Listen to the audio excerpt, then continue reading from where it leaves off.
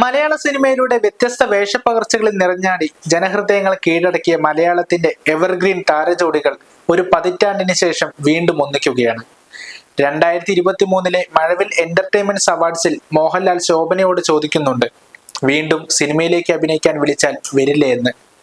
2023 ഈ ചോദ്യത്തിന് ഉത്തരമായി 2025 നവാഗത സംവിധായകൻ തരുൺ മൂർത്തിയുടെ തുടരും ചിത്രത്തിലൂടെ ഇരുവരും ഒന്നിക്കുകയാണ്. മലയാളികൾക്ക് മറക്കാനാവാത്ത ഒരുപിടി ഹിറ്റ് സിനിമകളുടെ ഭാഗമായ മോഹൻലാൽ ശോഭന താരജോഡികളുടെ മടങ്ങുവരവിലേക്ക് ഒരെത്തിനോട്ടം. ജയറാം പറഞ്ഞ ആദ്യത്തെ സിനിമയിലെ ഹീറോയിനാണ്. ഞങ്ങൾ ഒരുപാട് സിനിമ അഭിനയിച്ചിട്ടുണ്ടെന്ന്. നമ്മൾ തമ്മിൽ എത്ര സിനിമ അഭിനയിച്ചിട്ടുണ്ടാവും ശോഭന?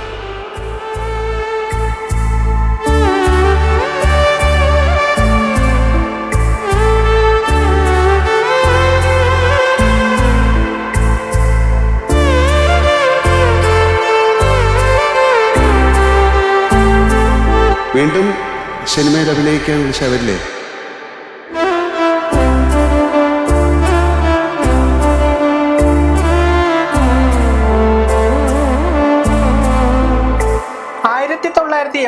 പുറത്തിറങ്ങിയ അവിടുത്തെ പോലെ ഇവിടെയും സിനിമയിൽ സുകുമാരനായി മോഹൻലാലും സുജാതയായി ശോഭനയും വേഷമിട്ട മുതലാണ് മലയാള സിനിമ എക്കാലവും ഓർമ്മിക്കപ്പെടുന്ന താരജോഡികൾ രംഗപ്രവേശനം ചെയ്തത്.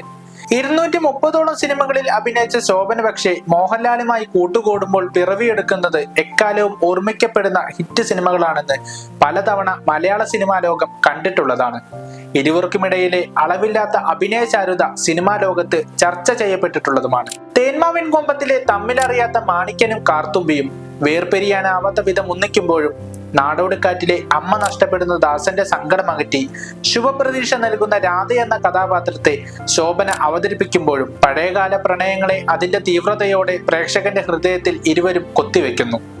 മിന്നാരത്തിൽ ചിങ്കാരം കിന്നാരം പാടി ബോബിയെയും നീനയെയും അനശ്വരമാക്കിയ കൂട്ടുകെട്ട് അവസാനം ഒരുമിച്ചത് 2004 പുറത്തിറങ്ങിയ മാമ്പഴക്കാലത്തിലൂടെയാണ്.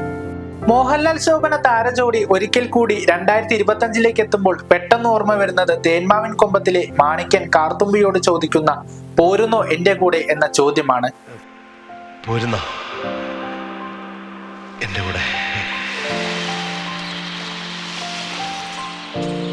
20 വർഷം മുമ്പ് അസ്തമിച്ച ഈ കൂട്ടുകെട്ട് വീണ്ടും അഭ്രപാളികളിൽ തിളങ്ങി പ്രേക്ഷകരെ വിസ്മയപ്പെടുത്തുമെന്നത് തീർച്ച. എന്തായാലും തരുൺ മൂർത്തിയുടെ പുതിയ ചിത്രത്തിലൂടെ മലയാള സിനിമയിലെ പ്രിയ പ്രണയ ജോഡികൾ ഇനിയും തുടരും.